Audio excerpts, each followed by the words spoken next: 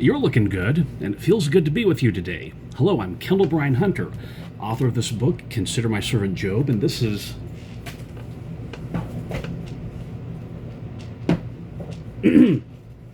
As I was saying, this is Come Follow Me and Get to the Point, where I always show up, I always come prepared, we never take roll, and it's bring your own refreshments. This is a pre-made submarine sandwich. It's a little bit cheaper than Subway or Firehouse subs. So you can take these store-bought ones and you can put like tomatoes and avocado on it for if you're into avocados, and spinach on it to make it a little bit more healthier, family-friendly. But overall, it's a turkey and cheddar. It's not one of these Italian sub where it's all stuff that's going to kill you and give you a greasy heart. So I decided to stop doing news on these things, and I've created a separate podcast called News, what do I call it? News with the Eyes of Faith. And so it'll be on YouTube and Rumble, and so I'll put on my other things just to speed things up. As you notice, today's it's a lot of chapters because it's the war chapters. Today's theme is War's Drum and Destiny's Banners. War's Drums and Destiny's Banners. And we are entering the war chapters, or as I call them, the Tom Clancy Chapters. Here's a good reframe. If you're having difficulty reading these things and you're want more doctrine, or you want more sort of personal stories, or if you're mad that the Book of Mormon is not a romantic comedy, romance novel, reframe this as if you're reading a political thriller. So I don't like Jack Reacher. I prefer Jack Carr. What's it? James Reese's character. That's the ones I'm reading right now. I started reading... was it Jack Reach or whatever the guy's name is, and it didn't quite work with me. But reframe this as a political thriller, or you're reading a war novel, watching a war movie. Here's another reframe for you. As you're reading the book of Isaiah, just pretend like you're reading a fantasy novel. Does that make things a little bit easier for you? How does it feel when I say that? Does that make you disarm any tension with Isaiah? So, since this is a lot to cover, I'm not going to do it chapter by chapter. I'll just do it sort of thematically. The first thing to think about is the people. So you have Helaman, he's the high priest over Zarahemla. You have Pahoran, who's the third chief judge. Ooh, what a bad typo. Pahoran, who's the third chief judge. And so it's interesting. This is a time of transition. You remember back in Alma chapter 1 where you had King Mosiah shifted over to Alma the Younger, and... she had a change in the high priest and also with the political leadership. And here's the same thing. This is a generation where you have a lot of changes going on all at the same time.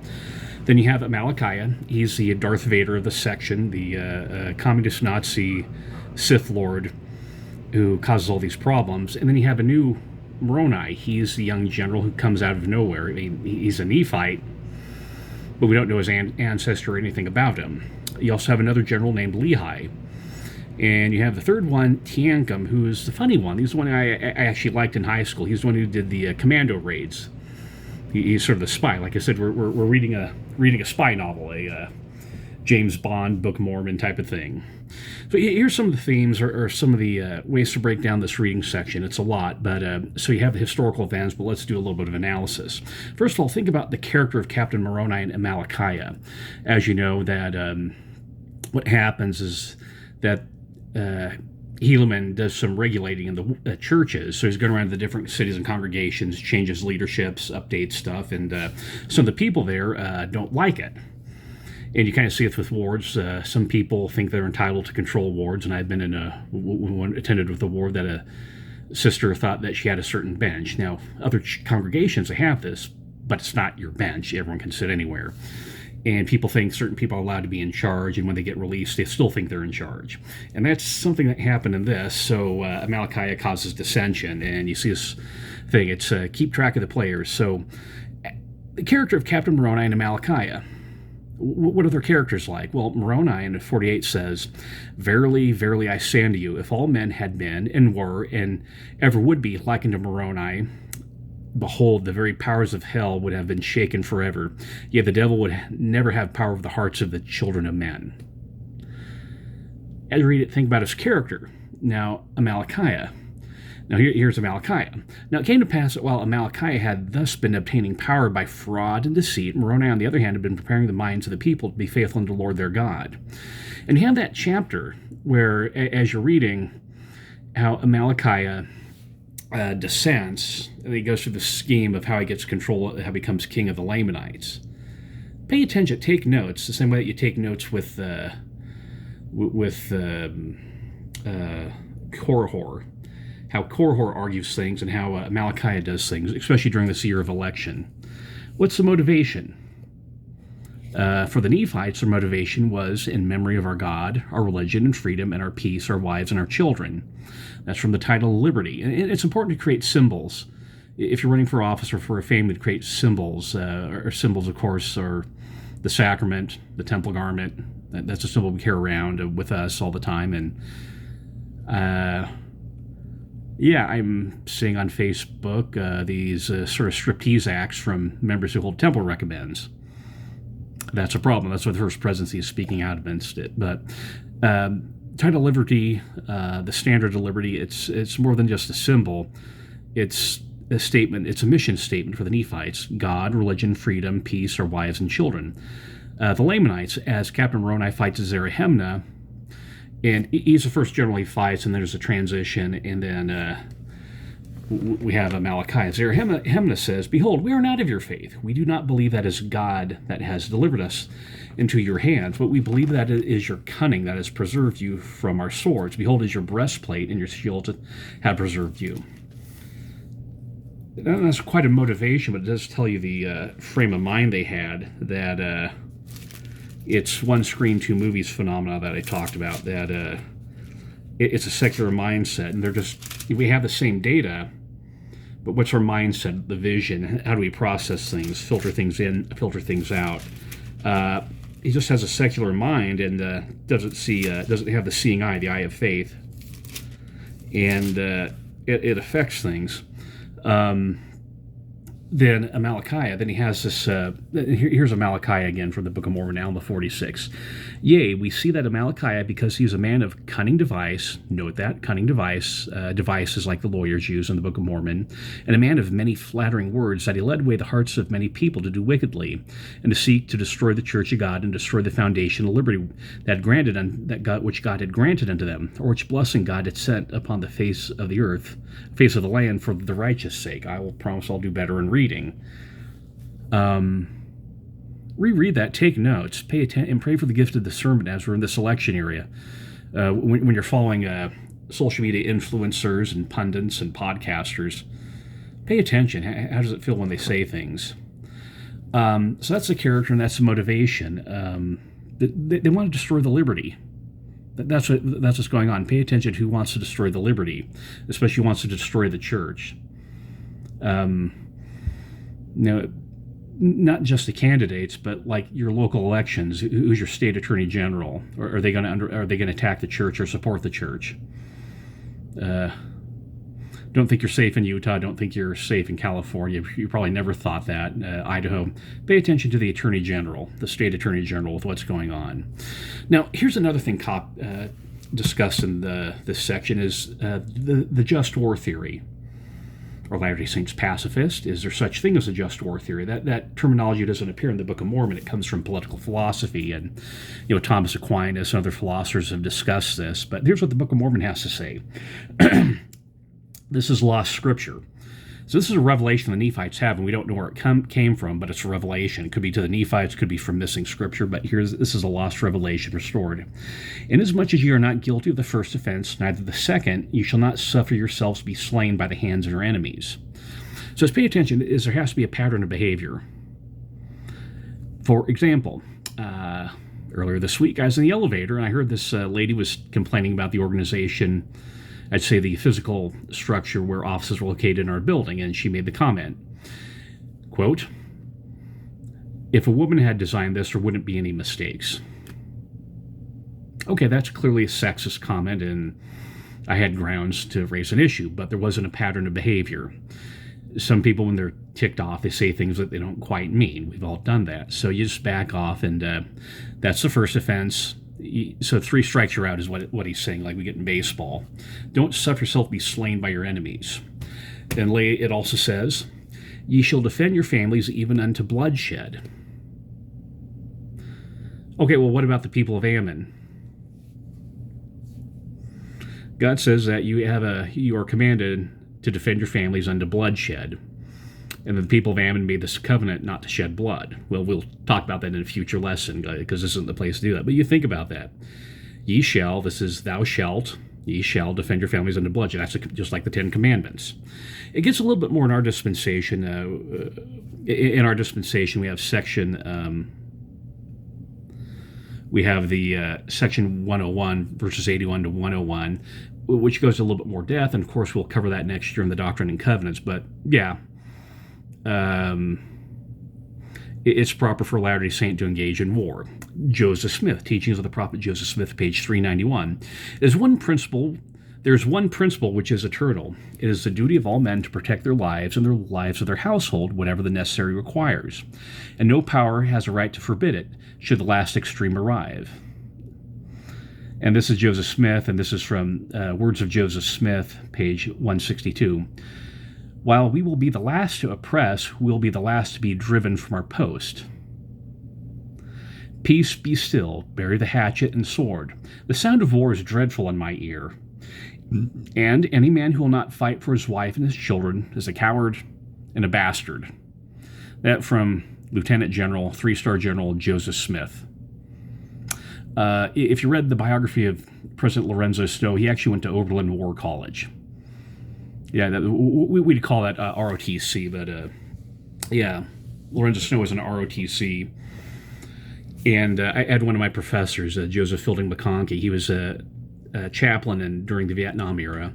He retired as a major. I heard him tell the story several times in class that as he's a member of the church and a chaplain, so people who were members of the church didn't want to fight in Vietnam, which is understandable. Anyone who wants to go to war thinks it's a good thing. Yeah, you got some screws loose, but they had to make the case that they were pacifist. And Joseph Fielding McConkie would just tell them, okay, when has the church ever taught this? And it's like, no, you have too many instances where the church has it. For example, during World War I, in General Conference, President Joseph F. Smith told members of the church to buy liberty bonds, to buy war bonds. In fact, Joseph F. Smith bought $1 million worth of war bonds during World War I. Double check that in General Conference. I'm telling you the truth. So, yeah, there is a just war theory, and it's not, we're not this Darth Vader approach. You have to, there's a pattern of behavior, and we have to sue for peace, but, yeah, it's in there. Now, here's another theme, teamwork, no less serviceable, I should say. My mouth is not working today because I had to do this is a second podcast. I will slow down. Teamwork, no less serviceable. Now, you notice how they use councils that Alma 52:19, Captain Moroni held a council where he had Lehi, Teancum, Helaman, and worked with all these people to get ideas for warfare. So he didn't do it all on his own. He delegated, he fished for ideas, he granted generals some autonomy. And that's how things should work in the church, not just for war, but for other areas in your families and, of course, church callings. The late M. Russell Ballard emphasized that, wrote a book on it, gave 2 talks in conference back-to-back about it. So you had the generals, but you also had Helaman, who was the high priest, also worked with them. Because remember, this is a war of religion. They're trying to stomp out our religion. Now, it wasn't initiated. This is a defensive war. And make sure the difference, there's an offensive war and a defensive war. Make sure you're set on both of those and the morality of a defensive war versus an offensive war and preemptive strikes. They had angels on their side, too. You don't see them, but think about it. Angels were watching over these people. So you have the generals, Moroni, Lehi, Teancum. But you also have the foot soldiers, the peons, the grunts, the dog-faced low guys. But Howard W. Hunter gave 2 talks. One was called No Less Serviceable and What is True Greatness. These people who are in the trenches, they're great too. Now, Amalickiah, his form of teamwork was He was sort of a central figure who gave orders, and he also worked with secret combinations. How he rallied people or motivated people. Captain Moroni hoisted the title of liberty. Amalickiah vowed to drink Moroni's blood. Think about that. So here's the people that Amalickiah worked with. First of all, he had the Nephite dissenters. Remember, Amalickiah is a Zoramite who belonged to that kind of weird church they had, and they separated themselves from the Nephites, and then he went over into the Lamanites. So you have the Zoramites, and that was his clan. You have the Amalekites, and you have the Amullonites. Those are the children of the priest of King Noah. And they all dissented, and remember, the dissenters were always vicious. But Amalickiah also had the lower judges who coveted power. These were people who were sort of had power, but they wanted more. They're ambitious. And remember, in 3 Nephi, chapter 6, the 3 people who caused the problems were the chief judges, lawyers, and the high priest. So if you're in law school, pay attention to what's going on. If you're getting corrupted, what's going on? How are you teaching things in law school? What are you being taught in law school? What are the political scientists having to say about it? So you had, in addition to the 3 Zoramites, Amalekites, and Amullonites, and the lower judges, you just had dissenters in general, because you had a lot of people flock from the Nephites, so they joined the Lamanites. Now, for me, that's as strange, and I don't know if there's been a Star Trek novel about this. Remember, think about people leaving the Federation and just wanting to be assimilated into the Borg Collective. Why did you want to join that group? People are strange. Alma 46:7. And there are many in the church who believe the flattering words of Amalickiah, therefore they dissented even from the church. His propaganda message got out, and there are members of the church that fell for it, in the same way that we have members of the church just ignoring counsel about wearing the garment, or members of the church who will read the CS letter and, my goodness, this is everything. I've read the CS letter. My eyes have seen the light. Okay. Joseph Smith said, this is the Joseph Smith Manual, chapter 27, from apostates the faithful have received the severest persecution. That's true. Look at it now, look at it later. We're able to reclaim some people, but some people are just lost. So you have all those people, the dissenters, you have the Lamanites in general, and then, of course, you have evil spirits working on them, and that's not recorded, but it's going on in the background. Now, here's another thing to think about, another theme. The theme of preparation. So you have the temporal preparation with the type of armor that Captain Moroni uses, and he fortifies the city. And that's something President Nelson talked about in October 2021, called Embrace the Future with Faith. And the Book of Mormon says that Captain Moroni did not stop making preparations. It's not a one-and-done thing. You're constantly doing it, and people just don't want to invest the time to get slothful because it just eats up time, but they just want to goof off. Now, here you think about this, but there's also the spiritual preparation. Alma 48:7. Moroni, on the other hand, had been preparing the minds of the people to be faithful unto the Lord their God. Make sure that you have temporal preparation, but also spiritual preparation. General conferences are not about baking sweet rolls. Same things with the warfare. Amalickiah, Alma 48, verses 1 and 2. Now, pay attention to this, because this goes on nowadays. As soon as Amalickiah had obtained the kingdom, he began to inspire the hearts of the Lamanites against the people of Nephi. So he's poisoning their minds. Yea, he did appoint men to speak unto Lamanites from their towers against the Nephites, and thus he did inspire their hearts against the Nephites. So he had these towers, kind of like with King Benjamin and also Nephi, son of Nephi, where they got on this tower, and they start barking out messages. And it has an influence upon people. Today, it's social media, Instagram, TikTok, these social media brainwashing factories. Yeah, the Book of Mormon was written for our day. Okay, don't get caught up on the tower and social and our cell phones, but it's just how the message is getting out. Now, another thing to think about is the strategies used. Alma 45 talks about many little dissensions and disturbances. So small and simple good things, small and simple bad things, death by 1,000 paper cuts, the slow leak phenomenon, poisoned by degrees is the strategy Amalickiah used to kill the king.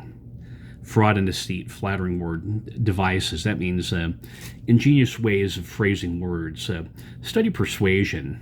that is something you want to add to your skill set, the art of persuasion, so you can detect it.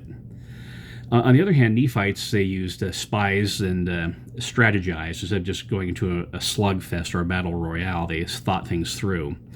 And of course, Teancum, one of his strategies was to use the commando raids. Now, the last thing I want you to pay attention to is you see a lot of these "thus we see" statements in here. Underline those and pay attention to what's going on. What are the lessons of history from this section? And those are the themes. So we're at 20 minutes, and you play the stubble fast. You can get through this in 10 minutes. So I'm going to start winding down. Just first of all, think about the personal application. How does the doctrine of a just war affect you? Do you understand that, war is permissible? It's morally permissible, and sometimes it's morally obligatory. You understand the doctrine. Can you communicate the doctrine in a natural and normal way in your hallway conversations in the break room? Can you understand it enough to vote correctly? And think about type of war. There's a temporal war that's always been going on since the Civil War, and we'll discuss that next year in Joseph Smith's prophecy. But there's the spiritual warfare. Now, here's something to think about this. Here's another reframe. Do you need to have temporal preparations for spiritual warfare? Temporal preparations for spiritual warfare. Well, yes, paying your tithe, getting your budget under control, eliminating debt, and having an emergency fund. I think this is what President Hinckley talked about in his October 2001 conference, just right after 9/11. Do you have a set of scriptures? Do you have a hard copy backup in case the power goes out? Are you subscribing to the church magazine? The church asks to subscribe to the Deseret News. Do you understand time management so we can serve in our callings without being crazy makers? Skills, personal hygiene. Yeah, there's a temporal aspect we need to have to function spiritually. And that brings us to the Christ quotient. So my voice is running out. This is my second podcast today. And first of all, are Christians pacifist? Well, yeah, we are. But we're not in the vein of Tolstoy, Gandhi, or Martin Luther King. In October 2002, remember this is a year after 9/11, President Nelson gave a talk called "Blessed Are the Peacemakers," and some news services picked up on it. They thought, the church is opposing the war in Iraq and Afghanistan. It's like, well, no, he's just giving a general talk about peacemakers, but please review it. This is the living prophet. So here's something to think about. If the people of Ammon had the correct answer, and remember, we had that Revelations, defend your family to bloodshed. If the people at Ammon had the right answer, why didn't Captain Moroni follow that? Why didn't Captain Moroni walk up to Amalekiah, just lay his sword down, and let Amalickiah do what he wanted to do and destroy things? Why didn't Captain Moroni do that if the people of Ammon had the correct answer? And there's a site called Inkstick Media had this article and was criticizing the church and their and the church's investment portfolio. It's Ensign whatever. The church owns stock in Northrop Grumman. Well, here's something to think about that. First of all, this Tolstoy, Gandhi, Martin Luther King approach to pacifism isn't a correct one. Read in Mosiah chapter 9 with Zenith. He said, I want to live with the Lamanites in peace, they're good people, and he ends up making swords and fighting them. Moroni was armed. Suppose we were disarmed, what happened? Do you disavow your personal actions during the war in heaven? So if we took apart all of our nuclear warheads, if America did that, what would happen? So there's something to think about that. There's legitimate reasons to make swords and to make nuclear warheads.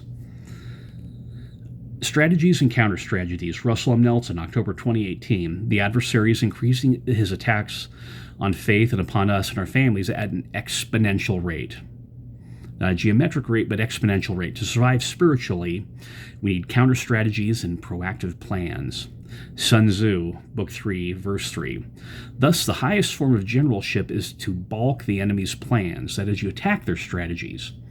You don't fight the devil, you fight their strategies. In the line Witch in the Wardrobe, Aslan commends Peter because he did not attack the witch. He attacked her wand. Once he got the magic wand out of the witch's hands, he is able to deal with the witch. Star Wars Episode 1, The Phantom Menace. Qui-Gon Jinn fights Darth Maul and he loses. what Ben Kenobi does, he goes there, he attacks Darth Maul's wand, he attacks Darth Maul's lightsaber. So he's fighting, instead of a double-edged one, a bow stick, he's fighting a normal lightsaber, and that equalizes things. So what strategies is the devil using against you? What are your weak points? More importantly, what are your strong points that the devil uses against you? What are your strategies? Are you thinking things through? Do you know your weak points and you set up strategies? Reading the scriptures is an important part of your strategies. It's an anti-pornography strategy, one of the best. Another thing to think about, this is that the war on earth is a manifestation of the war in heaven. And President Hinckley in October 2001, like a month after 9/11 happened, he said, the conflict we see today is but another expression of the conflict that began with the war in heaven.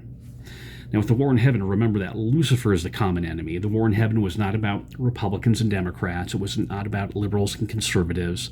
The war in heaven was not about boys versus girls. It was about Christ and Lucifer. The war in heaven was about this: whom shall I send?